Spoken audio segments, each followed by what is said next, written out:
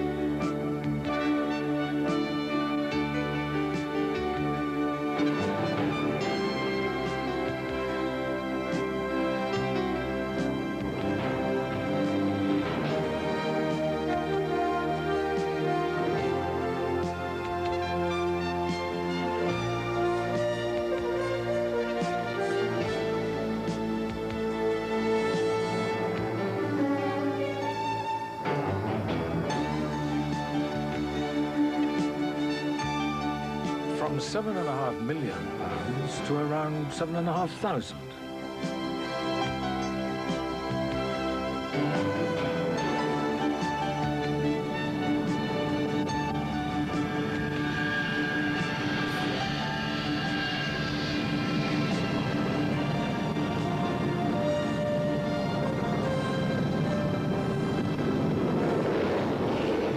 Saab.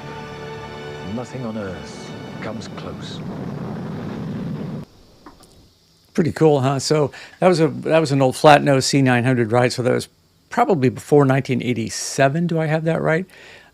Pretty cool how they put that all together. I just found that somewhere and thought it'd be fun with you to share. Just like I'm excited to share with you tonight the work of a young man who, you know what? He's got a lot of guts to jump into some of these projects, and check this out. Frame is smashed, but once I remove that, okay, for the most part, everything else should fall back into place. Yeah, it should fall back into place, but does it? If you're going to buy a wrecked car, how deep into it do you have to be before you kind of learn that you're over your head? And if you're not a mechanic, should you be doing something like this? Well, let's find out. Let's meet Kyle Pancis. That is the name of his website or his YouTube channel, Kyle Pancis Saab. You search that, you'll find him right there. Kyle, thanks for joining us tonight. Thanks, Lee, for having me. Pleasure to be on here. So, are you offended I'm calling you crazy for buying these wrecked Saabs on Copart? No, not at all. In fact, I think I agree with you. Sometimes I question myself before I hit buy now. That's pretty funny. So we're going to feature tonight, I think that's an 0895 in your work to restore that. But tell us about some of the other cars that you've worked on. So I actually started off that was my first kickstart with Copart. I've done two 2008 Copart Saab 95s. I've done Turbo X on off Copart. I purchased that. That was a pretty fascinating project. And the latest one that I just purchased off Copart is a 2011 Saab 95, which has the Turbo 4 engine, which Mm-hmm. it's not registered yet, but I did drive around the block just to kind of get a sneak peek at it, and it's got some pep. Definitely got some pep. Cool. All right. So I was poking around on Copart earlier today, and I found there are 82 Saabs listed out there. When I'm looking at Copart, how do I know what do you look for? So I'm biased. I really like the 9.5 platform. Don't care for the 9.3. Sorry for so many of you out there that have it. So like there's a couple 900 projects on there, like Mm-hmm. that one right there. That one 1993. That's not a turbo, is it? Nope. Which one right up there? But The turbo, the the 900. 900S. Yep. Uh-huh. So like that. So let's say that one, for instance. Let's say that was a turbo. I'd click into that and see what that damage looked like. So is that Um, because when you're on Copart, they don't really tell you a lot about what's wrong with it, right? Nope, they do not. They'll tell you if it runs and drives. If it doesn't run and drive, they'll tell you if it starts. Okay. And if it doesn't start, then they'll tell you that it doesn't start.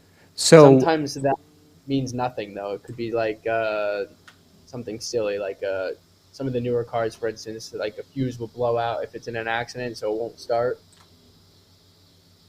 You know what I mean? yeah, I do. So let's grab one of the newer 9.5s and just kind of take a quick look. So when you're looking at these photos, is that an 04? Let's just look at this 04. What are you looking for in these pictures? What are you trying to ascertain here? This one looks like it's not bad. Well, a little body damage back there. So that one in particular, this one in particular, I wouldn't touch. It Because of might that sound. body panel damage? Yep, I see. So for me, I don't have a welder. Mm-hmm. I don't know how to weld yet. So I wouldn't even touch that in particular. But for somebody that can cut that panel out and put a Mm-hmm. new panel in, probably fix it for less than $500. Well, I know you're not into the 9.3s, but here's a convertible. So you see this, it looks like it hit a tree or a utility pole or something. That looks pretty intimidating to me.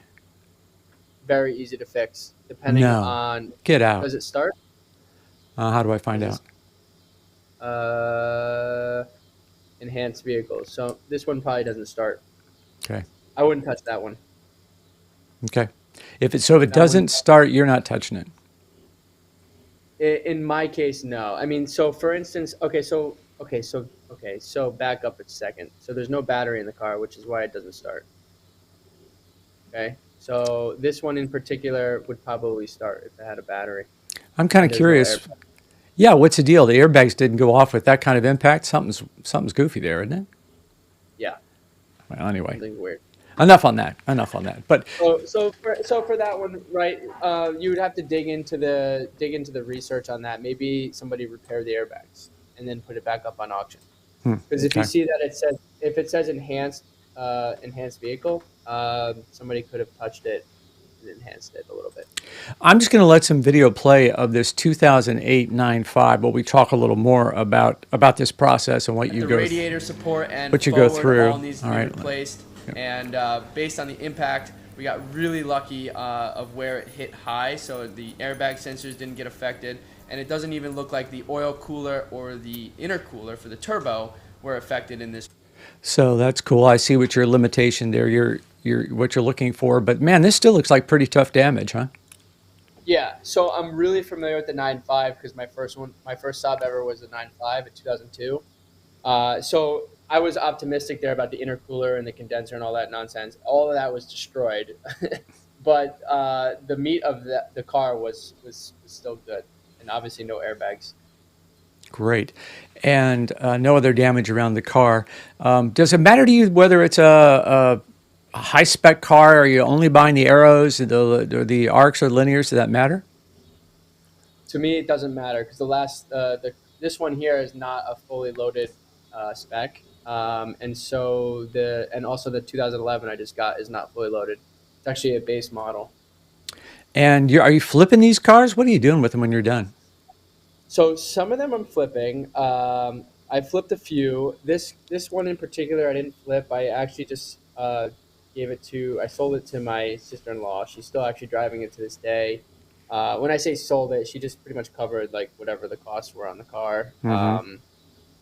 And the 2011 that I just purchased last month that I'm working on now is actually going to end up going to my wife, Melanie. She's going to probably be driving that one. Okay. So some of them I flip, some of them I don't flip. It just depends on, whatever my needs might be. In this case, I need another car. So this was like a great opportunity. How much of a discount are you getting when you buy these Copart cars? And tell me some more tips for Copart. So there's hidden fees. They say buy it now. So for instance, on this 2011, 'cause the black one, it was a couple years ago. I don't forget all the details, but for this last one, it said buy it now for $1,800. So I was like, okay, let me just buy this for $1,800. I don't want to wait for the auction and bid it up because I feel like $1,800 is fair. And in this case, for instance, on this 2011, I had to pay a broker fee, which was like $150, not a big deal. You have $850 in ship charges, Hmm. and then you have the fees from the auction. So all said and done, I was about 35, 34, $3,500 all in just on the car, just to get it to my driveway. And this car in particular they would estimate the retail price about $7,000, $7,500. So you got a little Um, margin. Yeah. so there's some room, and depending on how creative you get on finding parts or Hmm. salvaging things, obviously, backs into your, bottom dollar. Yeah, we're just going to keep watching your work here. So this is again Yeah, back on the 0895 that you bought, all smashed up on the front end there. Kind of just a disassembly montage here to show everybody just what you're into. yeah. What other tips do you have for the Copart buyer? If I'm trying to pick a car, what am I looking for? So I tend to try to buy from the insurance companies only because typically that means the car is in an accident. It goes to a shop to get inspected. They mark it up, and then the insurance company comes in and totals it out if it's a total loss, right? And then from there, Hang on, dude. Sorry, my fault. that's great. That's a good song, though. So from there, the car gets towed off to whatever auction that the insurance company is selling it through.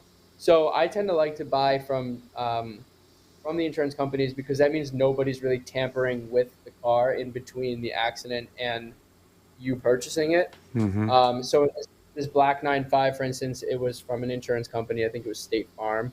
And so is the last one I just got was also State Farm, I believe. And so I look for those in particular. The Turbo X I bought was a third party, which ended up being Cars for Kids that I ended up buying it from because the car was a disaster mechanically. So even though somebody donated it to this nonprofit organization, which does amazing stuff, um, it was beyond their means of repair. So they ended up trying to just sell it off to get rid of the car. And so I ended up buying it from them, which is considered a third party, and of course, with third comes third party risks. And in that series of repair, I ran into a lot of issues that I didn't foresee seeing. Bad every suspension component bad. We had a bad drivetrain for the all wheel drive system. It was just a complete mess. And then of course all the rust that it had, I had to fix. So yeah, I try to look for returns only, and then I also Google the VIN number to see if the car was in any other previous or accidents.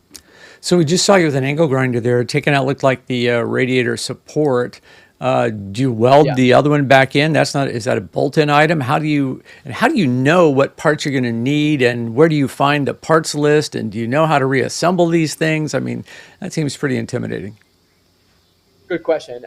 So in this case, I knew that the radiator support on this 9.5 was a weld, and I also knew that you could spot weld it. There was spot weld tabs on the top, and then of course on the bottom, it's spot welded into the main frame. But the way I was cutting it off, I was like, okay, I'm cutting it off this particular way, and I know that if I can do it this particular way, I can spot weld the new one in. And so in this case, on this car, the first time around, I ended up finding a parts car that was a black 9.5. The engine blew or something on it. So I ended up buying and going and cutting out the radiator support from that car in the same manner that I cut Hmm. out the one of this car. And it was, for me, it was just very easy to just kind of put it back together as a puzzle. Got it. Okay, that And makes sense. if you're familiar with the Saab radiator latches on the top, they're kind of like on a spring. So there's a little bit of leeway across the board on how things are mounted together. Okay, cool. And then on the parts reassembly, are there diagrams? Where do you find all that stuff? So there is some diagrams online. In this particular car, the 2008, I just kind of just take it apart and figure it out like a puzzle. Yeah, that's cool. So Charlie, giving you some props here for all the work that you've done, and Charlie, good for you that you were able to repair the damage on that passenger door. That's great. Nice. Let's go back to some more disassembly work here. We'll watch you on the job, and Yep. tell me what's the worst nightmare that you've got went way wrong On this car, on anything. uh, But I mean, the okay, Turbo X, you just told us about that. But yeah, generally, yeah, the what? Turbo X. So the Turbo X was a complete nightmare. This car here, this project in particular, since we're watching it, I was the first time I've done a salvage title, and I didn't realize the process involved in capturing salvage title in Jersey. And of course, you have to take pictures of everything that you've repaired, and then all of the parts that you've replaced. You either have to have a sales receipt for it, or if you're getting it off a parts car, you have to get a VIN number. And so one of the biggest problems I had on this car was I didn't capture the VIN number on some of the parts I got from the parts car. Hmm. So I had to like chase down the previous guy who was obviously not responsive and figure out how I was going to get the VIN number off of this guy's car. What a So mess. yeah, it was a disaster. But I ended up, so the hood in particular, weird story. I couldn't get the VIN number from him, and the only part that I had purchased off of him that I needed was the hood for the VIN. And so I found another Saab parts car with the same exterior paint, and this guy also had a blown trans or something silly that was a little bit more local to me. And I just made a deal with him. I was like, hey, listen, I'm gonna pay you $300 because I need your hood and a VIN, because that was the only part I needed to capture title for New Jersey. And for him, he kind of wanted to keep his Saab. So for him, his car was already in his name. It was registered. It wasn't a big deal. So we swapped hoods. I gave him $300 for the favor, and that was like the biggest one of those sleepless nights scenarios, because the state wants to know if parts are stolen, if the car is Hmm. stolen. So, and obviously I wasn't doing any of those things. It was all just ignorance on my behalf. So that was one of the biggest. I mean, it even wrenches my gut right now just thinking about being in that situation. But we figured it out. So the bottom line there, my takeaway is, I'm not sure. I live in Indiana. I don't think we're anywhere near like that around here. Probably, yeah, probably Nobody not. seems to care. So you get the thing back together, and geez, your audio keeps popping up here. And then what? You're rattle canning this thing? Yeah, so that's bare metal on some of those tabs that I welded onto the car. Of course, my dad's chilling, hanging out, which is awesome. And so I just went around to some of the bare metal and rust areas and just did some preventative paint, rust paint, just to make sure nothing rusted. Okay, so that's Um, just undercoating kind of stuff. Oh, the actual body panels and all that stuff. What'd you do about painting that? Take it to a shop? so okay, so yeah, this one in particular, this fender here, I bought it off of Black Saab already, which was already the paint match.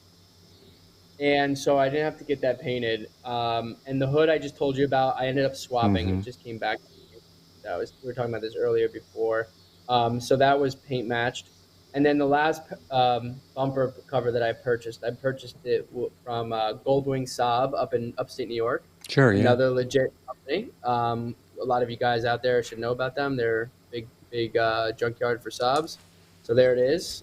In silver, I bought it, and I had sanded it down, primered it, and painted it black. And how did the rattle can process turn out for you? So this one in particular wasn't so bad. Uh, you could probably tell if you were within 2 feet of it, but from 10 feet away, it was great. A 10-footer, as they call, yeah, they call that a 10-footer, yeah. And it worked. It was fine. Fortunate for this car, or unfortunate for this car, it was wrecked again. And so the next time around, we ended up painting it at a Mako paint. So the Gotcha. finish on it today currently is much better. And how was your Mako experience?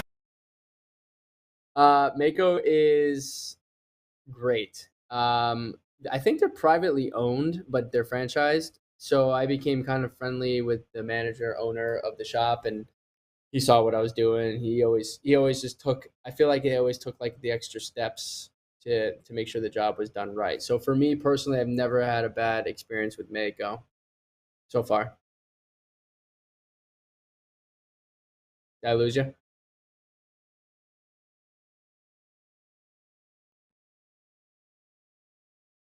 You there, Lee? Uh-oh.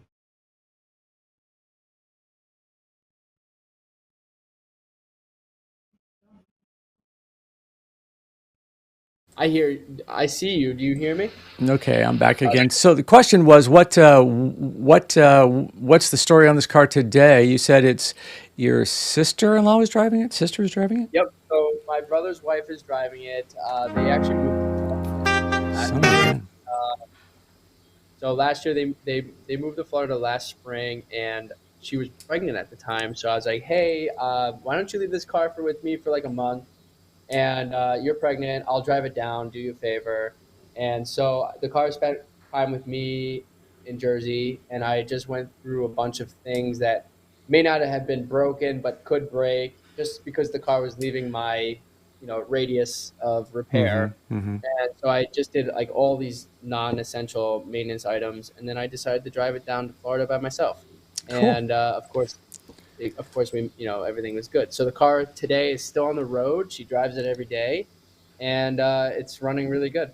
It looks pretty darn good. Way to go, Mako. So tell me about where you find parts. These cars, especially the new Gen 95s, they have the reputation for, you cannot get parts for these things. Is that the case? So I would say the external body parts are a big problem. So in this particular case, I was able to find a mirror because mine was missing a mirror from the accident. And I was able to find one with a paint match, which was like Great. unbelievable. Yeah. Right. So I found that on I think it's car-parts.com or something like that. I can look it up real quick. Hold on. Car-parts.com, and you can search your VIN or your make model, and it just generates a list. And so I found the mirror Nice. that way. You can find bumpers and stuff like that as well. It may not be paint matched. But in this particular case, I was able to salvage the bumper cover. So I'm still in the middle of waiting for paint on that one. And what about interior components? I haven't seen an issue with that at all. Awesome. I think feels like there's a lot of totaled 9.5s from 2010 to 2011 out there that there's still some parts out there you can capture. Yeah, I keep hearing that the insurance company will total those cars, if the wind blows at them sideways. So, yeah, it makes sense that there would be. This 9.5 that I just bought, they totaled it out for a cracked bumper, and the intercooler was cracked from the damage. So I replaced the intercooler. I'm giving you guys a pre-scheduled video because that's coming up in the next couple of videos. But we found an intercooler, and for $100. Oh, sweet. eBay. That's great. That's pretty You awesome. know, so in terms of certain, you know, in what I've needed so far, I haven't had a problem, but I can see certain things being a problem Yeah. for Well, sure. okay. Yeah, the tail lights, I understand are a pain, Like, and yeah, all that kind of yeah, stuff. Yeah. Well, that's kind of known. this one has the famous light bar repair that I need to Oh, do, so I bought the repair kit that's being sold out there. No cool. big deal. Hey, you know what? It looks like my internet connection's going a little bit flaky, so let's wrap things up. Do you have any last minute thoughts for people? And how do they find out more about you? And tell us about how to find your channel again. So you guys can check me out on Instagram at Kyle Pancis. You can also, if you guys go down into the links of my website or my YouTube channel, you guys can see I have a link to a merch store, and I have a link to my Instagram channel, and I also typically put my email address there. So if you guys have any questions, you guys can always reach out to me. That's exactly what I did. That's how I found you. Hey, Kyle, appreciate it. Good work on that, saving those Saabs and sharing your Thank you. story with us. Really appreciate that. Pleasure. Thanks for having me on, Lee. You bet. Take care, man. Have a great day. All right. I don't know if I've got that much guts to dig that deep, but I don't know, that's pretty inspiring. I may do a little shopping myself to see what Copart's got hanging out. All right, guys, thank you for joining us. We'll see you again next week right here on Saab Talk Live.